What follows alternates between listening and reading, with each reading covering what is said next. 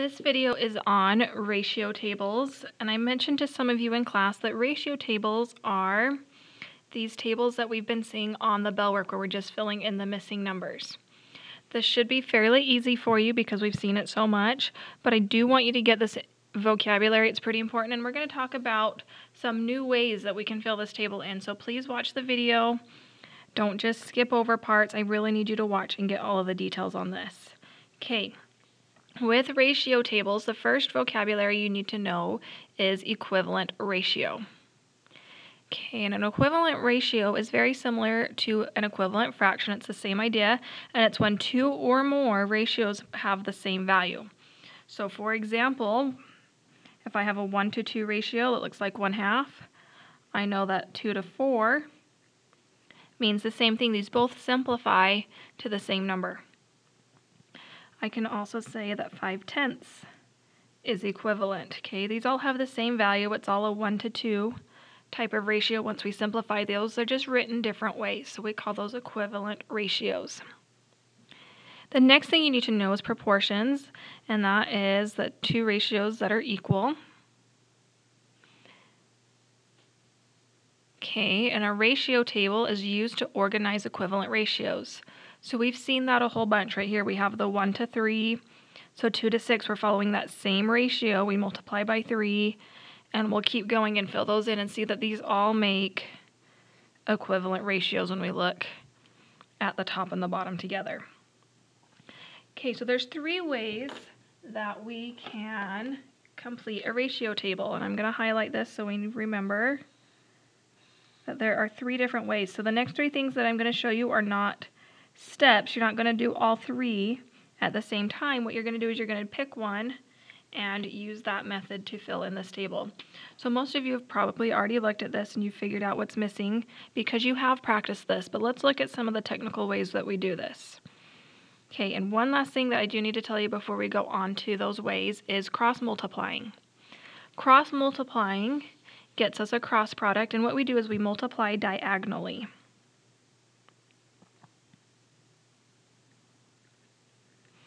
Okay, so you're probably wondering, but I thought we multiply straight across. Okay, when the two fractions are on the same side, let me grab out my scratch paper that I had earlier. Okay, when we have our two fractions on the same side of the equal sign, see how this is 1/2 times 2/3? This is when I cross-simplified.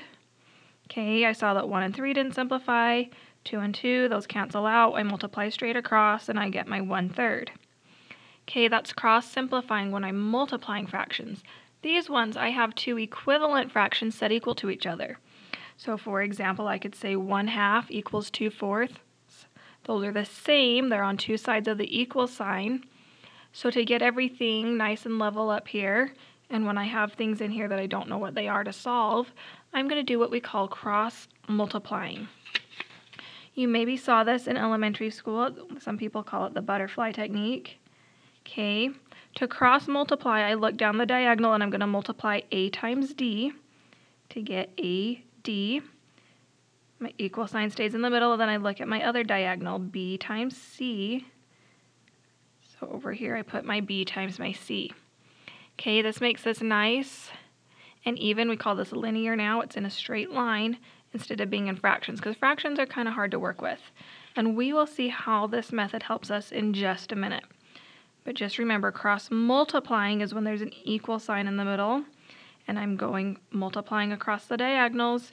Cross-simplifying and multiplying is when I'm just multiplying my fractions like normal. Okay, these are 2 different ideas. If you're still confused on that, let me know and I'll try and clear it up for you. Okay, so we're going to look now at our 3 ways for filling in this ratio table. So the first way that we can do it is we can list out our equivalent fractions. This is how you did this at the beginning of the year. So back in like August, September, what you did is you would say that you had 1/3, or 1 to 3, you had 2/6, you have some number over 9 that you're trying to find, and you would look at this and you're like, this one looks like it's adding 1 each time. So when I go from 1 to 2, I'm adding 1. When I go from 3 to 6, I'm adding 3. 6 to 9 also adds 3. So you saw this pattern. This one you're adding by 3 each time. On top you're adding by 1 each time. So when I add 1 to that 2, I get a 3, and that would be what goes next. Okay, we can still check and see that that ratio is the same. This would simplify to 1 over 3. And I know that because I multiplied 3 by 3 to make my 9. And everything's good. We found that missing piece. So you can keep doing it that way. The next way you can do it is to use this cross-multiplying method. So on this one, I just need to pick 2 of these. So let's say I want to use this one, my 2 over 6, to find the missing value right here over my 15. What I can do is I put 2 over 6, and I know it's going to be an equivalent ratio, so I'm going to write it like this, and I'm going to put my 15 on the bottom because he's down here. I don't know what this is, so I'm going to just put an X because it's unknown. Okay, normally when we look at this, when we solve equations like this, we know that we circle the variable, and we want to get rid of everything else that's over here to get the X by itself. So I would have to multiply both sides by the 15. And we learned how that cancels out. Over here, I would check to see if I can cross simplify. These can both divide by 3, so I'd get 5, I'd get 2. So now I have 5 times 2, I get 10 halves, which is the same as 5. Okay, I have 5 equals to my X. So that's one way I can do it, is I can simplify everything and find what X equals. Okay, what we could have also done is we could have multiplied that on top and we would have gotten 30 over 6. We'd still have to divide, and that also gives us our 5. Okay, kind of a cleaner, easier way to do that is to do our cross multiplying. So I have 2 over 6 equals X over 15. So now I'm going to show you kind of the shortcut way. So instead of having to multiply and divide and all of that mess, all you have to do is cross multiply. 6 times X gives me 6X. 2 times 15 gives me 30. And I've got one more step to finish. I need to get the X all by itself, so I'm going to divide by 6, and X is equal to 5 because 6 times 5 makes my 30 right there. Okay, so I know that this value here is going to be 5. I showed you 2 different ways of solving that. This just is a little bit cleaner and quicker and easier. Okay, the third way you can solve is to use a multiplication chart. I'm going to grab my multiplication table.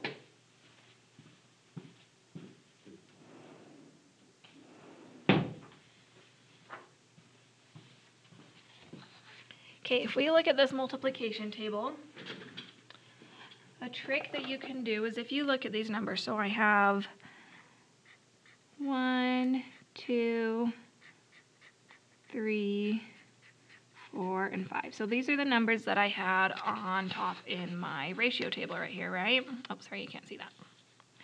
1, 2, 3, 4, 5. Now if I go down, so 1 is going to 3. So if I come down here to 3, this line here should tell me the values that are missing. 1 goes to 3, 2 goes to 6, 3 goes to 9, 4 is going to go to 12 is what this tells us, and 5 goes to 15. The reason that works is because we are multiplying. We're doing 1 times 3 to get this ratio right here. 2 times 3 is 6. 3 times 3 is 9. So if we go down to our 3 times tables, it's going to fill in. Okay, we don't always have to go straight down. If we wanted to go side to side, like this one right here, we can do the same thing. Let me grab another color so you can see this. So on this first one, let's say it had been vertical. 1 through 5 again. And I can go sideways. 1 to 3, 2 to 6, 3 to 9, 4 to 12, 5 to 15. Okay, you can go that direction as well.